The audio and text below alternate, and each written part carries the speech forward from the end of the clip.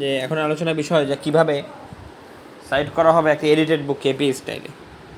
এই ইনফরমেশনগুলো আসলে ফলোইং ইনফরমেশনগুলোর মেনে চলা প্রয়োজন। প্রথমে authors dot year dot title of book dot editors dot city comma state colon publisher. Example Smith comma J dot D dot comma and Doe comma M dot E dot ব্র্যাকেটে EDS dot ব্র্যাকেটে 2023 dot research methods in psychology dot New York comma NY colon Springer.